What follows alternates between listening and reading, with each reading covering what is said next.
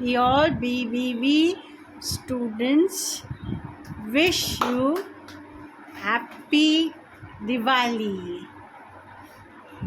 Thank you.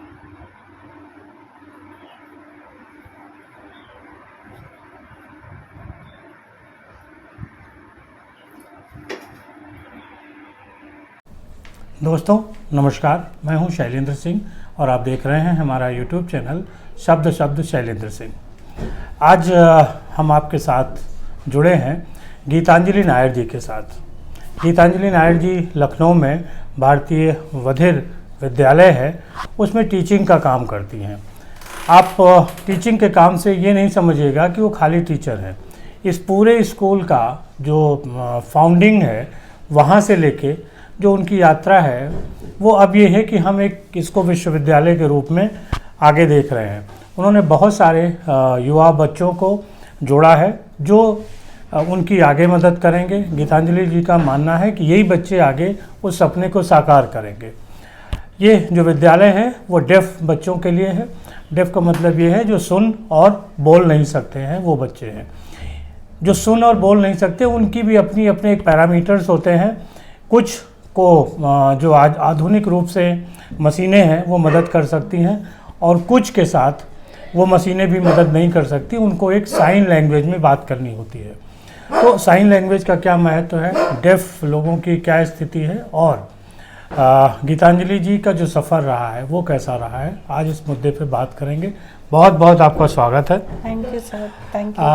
आपने बचपन से जो बताया था जी कि एक जब आपको दो विषय लेने थे, जर्मन और वो, जी आपने उधर कदम रखा और फिर बहुत सारी आपकी यात्रा है, प्रेरणादायक यात्रा है, लोगों के सुनने लायक है। जी बताइए कुछ क्या था वो। जी, जब मैं स्कूल में थी तब मुझे क्लास 6 में मुझे जर्मन लैंग्वेज या ब्रेल ये चॉइस दिया गया था सीखने के लिए। तो मैंने फिर ब्रेल चूज़ किया और वहीं से मेरी यात्रा शुरू हुई, जहाँ पे मैंने 14 साल मैंने ब्रेल में बुक्स को ट्रांसलेट किया ब्लाइंड के लिए, वॉइस इंटरप्रिटेशन भी किया। राष्ट्रपति भवन के पीछे में एक जो सर्वेंट क्वार्टर्स थे, वहाँ पे एक महिला थी जिनके 3 बच्चे थे, तीनों बच्चे ब्लाइंड थे और उनके हस्बैंड ने उनको छोड़ के भी चले गए थे। तो वो वहाँ पे भी मैं काम करती थी उन बच्चों के साथ में। कॉलेज में क्लासेस ख़त्म करने के बाद में फिर मैं वहाँ पे भी जाती थी। तो इसी तरह से स्कूल कॉलेज में चलता गया। मेरा 14 ईयर्स तक मैंने ये काम किया। कॉलेज ख़त्म करने के बाद में मैंने स्पेशल एजुकेशन का किया था स्पैस्टिक चिल्ड्रन के लिए, ब्रेन डैमेज चिल्ड्रन के लिए। फिर वहाँ पे भी मुझे एक चॉइस दिया गया था कि फरीदाबाद की सिटी या राजस्थान के गांव में अपना रिसर्च का काम करने के लिए। तो फिर मैंने गांव ही, राजस्थान के गांव में मैंने वो चुना मैंने, क्योंकि मुझे गाँव से, स्लम से, इन सब चीज़ों से मुझे बहुत लगाव है। उसके बाद में फिर जब हम दिल्ली आए थे तो आशा निवास करके एक NGO है गुड़गांव में, उनके साथ में मैं जुड़ी थी। ये लोग रेड लाइट एरिया, जो दिल्ली में जो रेड लाइट एरिया है, वहाँ पे काम करते थे। तो वो क्योंकि वो नन्स थे, उनको वो चाहते थे कि कोई ऐसा मिले उनको जो वहाँ जाके माँओं के साथ में वो बातचीत करें। तो उस वक्त में मैं शायद 25-26 साल की थी, उससे भी कम की थी। तो मैं वहाँ पे गई थी रेड लाइट एरिया में। फ़र्स्ट टाइम जब गई थी तो मुझे बहुत डर लगा था, क्योंकि वो 6:30 बजे का वक्त था शाम को, और तब मैं गई थी वहाँ पे। और वहाँ पे फिर मुझे एक कमरे में लेकर गए थे। वहाँ पे अराउंड 20-22 मदर्स थे। वहाँ पे फिर मैंने उनकी कहानी सुनी कि किस तरह से वो लोग यहाँ पे लेकर आए थे उनको फोर्सफुली। कोई किसी को किडनैप किया गया था, लेकिन उन सारे मदर्स का एक ही रिक्वेस्ट था कि हम उनकी जो लड़कियाँ हैं उनको उस माहौल से निकालें। तो उस NGO के साथ में मैंने यही किया। मैंने उन लड़कियों को मैंने वहाँ से निकाल के इस NGO के जो रेसिडेंट्स में, वहाँ पे बच्चों को 1 साल तक मैं फॉर्मल एजुकेशन देती थी, और फिर उनको बोर्डिंग स्कूल में हम लोग डालते थे। लेकिन बोर्डिंग स्कूल का जो एड्रेस है, नाम है, वो हम मदर्स को नहीं बताते थे, क्योंकि कहीं से वो स्लिप ना हो जाए। तो वो काम करते करते फिर मैं स्लम्स में, दिल्ली के स्लम्स में मैंने बहुत काम किया। वहाँ पे भी एजुकेशन के ऊपर में, और वहाँ के जो बच्चे, चाहे वो डिसेबल थे, चाहे वो स्कूल ड्रॉप आउट्स थे, तो वहाँ पे मैं लाइब्रेरीज वहाँ पे सेटअप करके उनको वहाँ पे पढ़ाती थी। लेकिन हर एक डिसेबिलिटी के साथ में मैंने काम किया था, और बस साइन लैंग्वेज डेफ के साथ में वो था दिमाग में, लेकिन मैं उसको बार बार पीछे कर हटा देती थी। लेकिन स्लम में मुझे फिर 2 बच्चे मिले जिनको वो बधिर थे, और मैं उनसे बात नहीं कर पाई। तो फिर मैंने सोचा कि भाई अब बहुत हो गया, तो फिर सब साइन लैंग्वेज सीखनी है। तो फिर मैंने अपना जॉब छोड़ के national institute of hearing handicap, ये दिल्ली में लाजपत नगर में तब उनका ऑफिस था, अब नोएडा में है, तो वहाँ पे फिर मैंने 2 इयर्स का कोर्स मैंने किया था। और वहाँ पे धर्मेश सर जो हैं, जो आज हमारे प्रिंसिपल हैं, वही हमारे टीचर भी रहे हैं।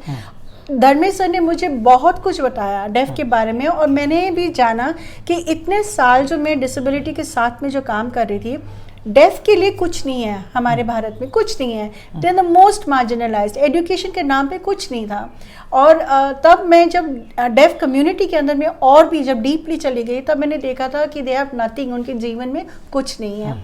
एंड डॉक्टर मदन वशिष्ठ भी हैं, जिनको आप लोग गूगल भी कर सकते हैं, उन्होंने भी मुझे बताया था कि अगर ये कोर्स जो है 2 साल का कोर्स तो है, लेकिन A to Z अगर आप साइन लैंग्वेज सीखना चाहते हैं तो कम्युनिटी के अंदर में घुसिए आप। तो तभी उसके बाद में हमने ये मेरा जर्नी जो था वो स्कूल से चला आ रहा है, और मुझे लगता है 35 साल हो चुके हैं जो मैं डिसेबिलिटी के साथ में काम कर रही हूँ, और मुझे 18 साल हुए हैं अभी जो मैं सिर्फ और सिर्फ डेफ के साथ में काम करती हूँ। अच्छा, ये भारतीय जो बधिर विद्यालय आपने खोला, ये कब खोला और क्या इसका कॉन्सेप्ट है? सर जैसे हम इंदिरा गांधी नेशनल यूनिवर्सिटी जो दिल्ली में है, वहाँ पे इंटरनेशनल डेफ कॉलेज भी खोला था, जिसमें धर्मेश सर में हम दोनों वहाँ पे भी हम लोग काम भी करते थे, पढ़ाते भी थे, और मैं मैनेज भी करती थी। तो वहाँ पे जो एक्सपोजर जो मिला था कि जो अब्रॉड से जो डेफ आते थे, उनका जो रीडिंग और राइटिंग स्किल्स थे वो एक पावर में था एज ए हियरिंग। लेकिन जो हमारे डेफ स्टूडेंट्स थे, इंडियन डेफ स्टूडेंट्स, वो स्ट्रगल कर रहे थे। वो मतलब हमारे घर पे सुबह के 2 बजे तक अपना होमवर्क करने की कोशिश करते थे। तभी मैंने सोचा था कि नहीं, दिस इज़ रॉन्ग, क्योंकि अगर मुझे कोई चेंज लाना है डेफ एजुकेशन में, तो it has to start from a school, grass root level से हमें स्टार्ट करना है। तो तभी मैं धर्मेश सर से और भी हमारे जो फ्रेंड्स हैं जैसे सुनील थे, उनसे हम लोगों ने बातचीत की, और हमें 8 साल लगे ये स्कूल को स्टार्ट करने के लिए। और लखनऊ हम लोगों ने इसलिए चुना क्योंकि लखनऊ में maximum number of deaf children हैं। अच्छा। जी हाँ। और सेकेंड इज महाराष्ट्र। तो एंड प्लस हमारे धर्मेश सर भी लखनऊ के ही हैं, तो हमारे लिए बहुत ईजी हो गया था।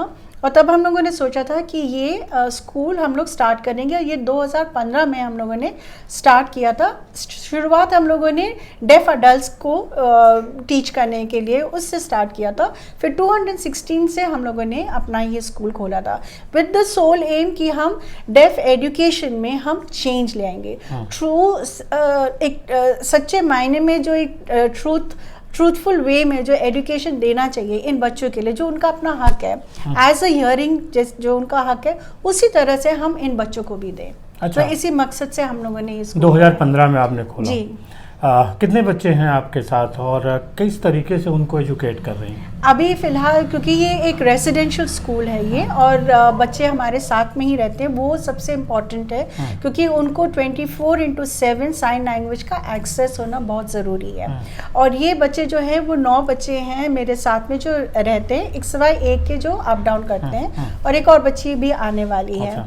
तो ये बच्चे जो है, हमारा जो कॉन्सेप्ट जो था इस स्कूल का कि ये बच्चे जब साथ में रहेंगे उनको हम सांकेतिक भाषा में ही सिखाएंगे, क्योंकि ये प्रोफाउंडली डेफ हैं। ये मतलब 90% से भी ज़्यादा ये लोग डेफ हैं।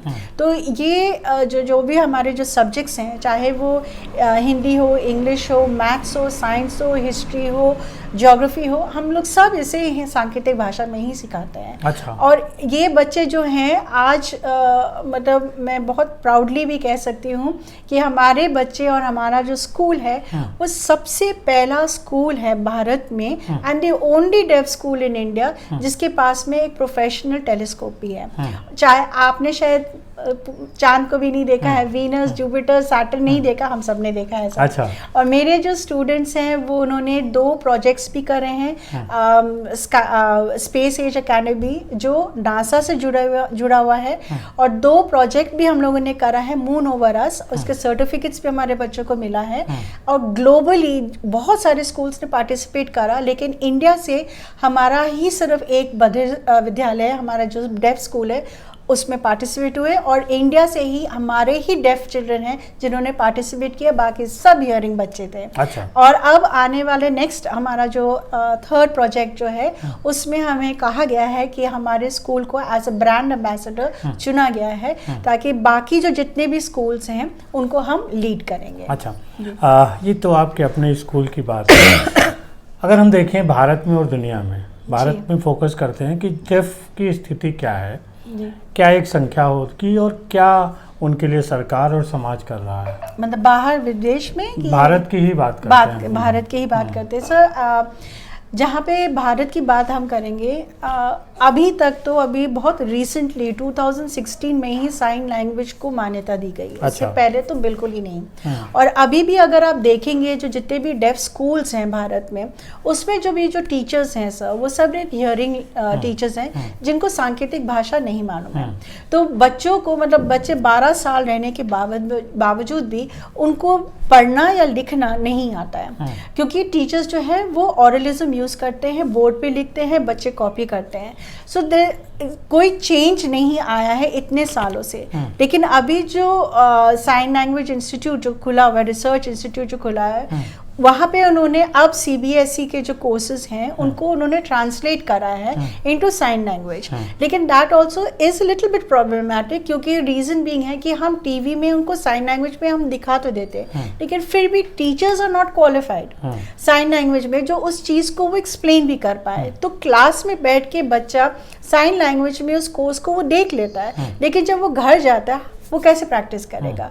प्लस अगर उसके कुछ प्रॉब्लम्स हैं या डाउट्स हैं जो क्वेश्चंस करना चाहते हैं, तो अनलेस से टीचर को साइन लैंग्वेज मालूम है तब तक वो बच्चे को नहीं एक्सप्लेन कर सकते हैं। तो this is the biggest problem जो हमने देखा है ना। और दूसरी बात ये है कि जितने भी डेफ स्कूल्स में अगर आप जाएंगे तो सबसे पहले वो लोग बोलेंगे कि आप हियरिंग एड दीजिए। हियरिंग एड का भी कोई फायदा नहीं है, जो बच्चा बिल्कुल सुन नहीं सकता, हियरिंग एड से भी कोई फायदा नहीं है। इस चीज को भी समझना है। थर्ड मेन चीज जो मुझे जो एक प्रॉब्लम जो हम फेस करते हैं वो है पेरेंट्स को काउंसलिंग करना। सब बिल्कुल नहीं है। एंड उससे क्या होता है, जो पेरेंट्स जो है वो इतने वरिड हो जाते हैं, इनको ये नहीं मालूम है कि उनका बच्चा जो बधिर है वो बहुत इंटेलिजेंट है, वो सब कुछ कर सकता है जो एक हियरिंग बच्चा कर सकता है। बट अगर आप, जरूरत है, बस वही है कि आपको सांकेतिक भाषा में उनको पढ़ाना है। आज मेरे जो बच्चे हैं वो सांकेतिक भाषा में, आप कोई भी सब्जेक्ट है वो पढ़ सकते हैं, वो लिख सकते हैं, वो कर सकते हैं। आज उनके जो एक विजन है, उनका जो ड्रीम है, वो पायलट बनना चाहते हैं, रोबोट्स बना सकते हैं, वो बनाएंगे, वो करेंगे। बस यही एक चीज़ है जो गवर्नमेंट जो है वो एक्चुअली काउंसलिंग दे, पेरेंट्स को बताए, डॉक्टर्स को बताए कि आपका डेफ बच्चा जो है इसका ये मतलब नहीं है कि इसकी ज़िंदगी बिल्कुल ख़राब ख़त्म नहीं, बल्कि जो डेफ होते हैं वो ज़्यादा इंटेलिजेंट होते हैं देन द हियरिंग। क्योंकि हियरिंग में हम लोग जो है ना फालतू के बहुत सारी चीज़ें सुनते भी हैं, वो इन्फॉर्मेशन जाता है। ये जो है बिल्कुल खाली है, साफ है, बिल्कुल एक कोरा कागज़ है जिसके ऊपर में आप उनको लिख कर दे रहे हैं। तो they have the capability, capacity to learn even more सब। तो लेकिन ये चीज़ें जो हैं वो माँ बाप को अगर समझाया जाए then it will be very good. और सांकेतिक भाषा में जैसे कहते हैं कि मतलब पागल दिखते हैं कि ऐसे ऐसे हाथ क्यों ऐसे हिला रहे हैं, नहीं, वो कई बार मेरे पे पीछे एक्सपीरियंस हुए। जैसे धर्मेश और मैं, हम लोग अगर हजरतगंज में भी हम लोग खड़े होके हम बात कर रहे थे, एकदम से क्राउड, अभी भी होता है कि क्राउड आ जाते हैं और वो देखते रहते हैं,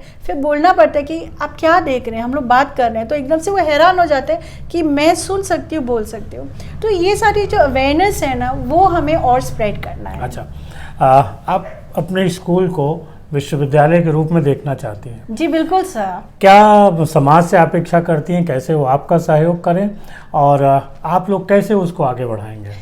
सबसे पहले तो सबसे फर्स्ट मेन चीज़ है कि हम जो हम जो ये स्कूल जो चलाते हैं, हमें कहीं से कोई फंड्स या कोई एड्स कहीं से भी नहीं मिलता है। धर्मेश सर और मैं आज हमारा 5वां साल हो गया, हम बिना सैलरी के काम कर रहे हैं। मुझे नहीं लगता इंडिया में कोई ऐसे प्रिंसिपल हो या टीचर हो जो बिना सैलरी के काम कर रहे हैं सर।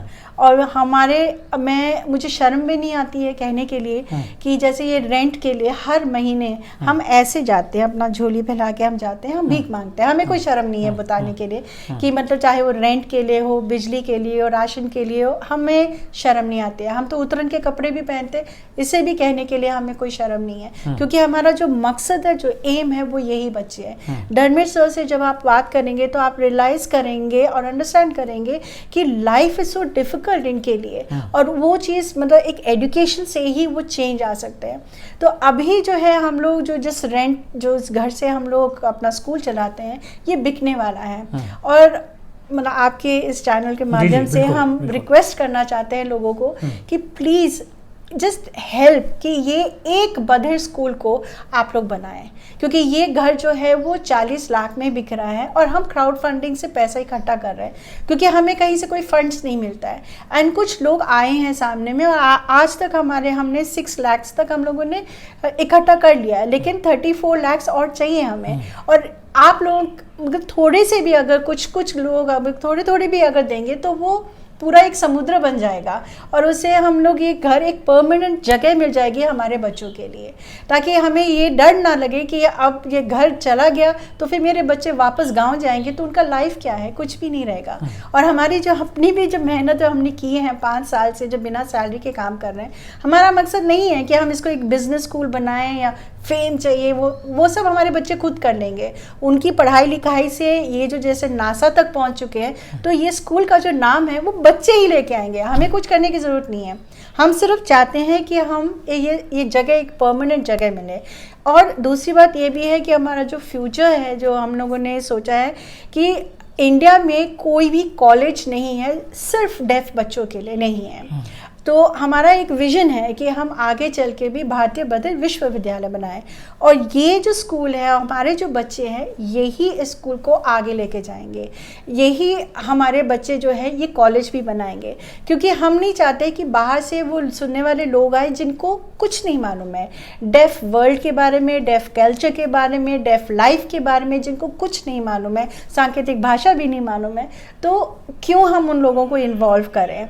हम वो लोगों को चाहते हैं जो दिल से वो जुड़े, और मेरे बच्चे जो हैं वो जो जैसे बड़े होते जा रहे हैं, वो स्कूल में ही वो लोग टीचर बनेंगे, स्कूल को आगे लेके जाएंगे और विश्वविद्यालय भी बनाएंगे। धर्मेश सर और गीतांजलि जी जिस स्थिति में हैं, जितना उन्होंने पढ़ा है, जितना काम किया है, आज अगर वो इस स्कूल की जगह कहीं और काम कर रहे होते तो लाखों की सैलरी पा रहे होते और अपना जीवन जो है बहुत आराम से सामान्य लोगों की तरह ऐस जिसको हम लोग बोलते हैं उस तरीके से वो चला रहे होते। लेकिन गीतांजलि जी और धर्मेश जी दोनों लोगों ने ये प्रतिज्ञा की है कि नहीं, वो मूक और बधिर जो डेफ बच्चे हैं उनको बेहतर बनाने के लिए काम करेंगे। इनका जीवन इनके लिए नहीं है, उन बच्चों के लिए है। तो बहुत शुक्रिया आप सभी साथियों का और गीतांजलि जी आपका। मैं गीतांजलि जी का नंबर आपको डिस्क्रिप्शन में दे दूँगा। आप किसी तरीके की मदद करना चाहते हैं तो निश्चित तौर पे करिए, वहाँ पे उनका नंबर है। और अगर आपको कोई दिक्कत होती है तो आप मेरे नंबर पर भी संपर्क कर सकते हैं।